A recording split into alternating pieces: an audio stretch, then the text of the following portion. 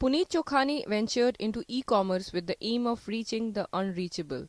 He started 16stitches.com, an online retailer of custom and ready-to-wear shirts, hoping to tap India's booming consumer market. You're looking at a young population which wants to have a better standard of living, who wants to sort of spend money in the right places. I think consumption can be really big. It's more about having the right product and target market. But big dreams don't always translate into big dollars.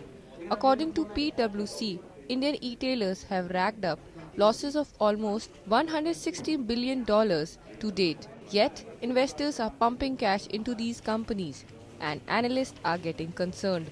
You could have a situation where certain companies will exhibit bubble-like valuations. There will be not sector-wise, there will be company-wise implosions, which one foresees, because that we are seeing a lot of overlapping in terms of the services being provided by most of these companies, and just a matter of time where it disintegrates into a turf war. But companies aren't phased. After raising $2 billion last year, online megastore Flipkart is looking at a $5 billion US listing, taking its valuation to over $30 billion. Snapdeal is also planning on tapping the IPO gravy train. Currently, the world is flush with a lot of liquidity and low-cost capital. So there is actually a lot of capital floating around the globe hunting for investment destinations. And these dot-coms that are coming up. But analysts warn the tide could turn. Will this sustain? Obviously not.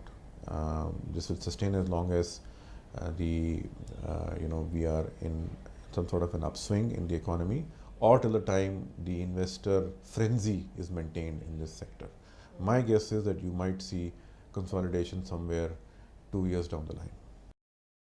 Until then, analysts say e-tailers will continue to milk the market. Nidhi Rai, South Asian Newsline, Mumbai.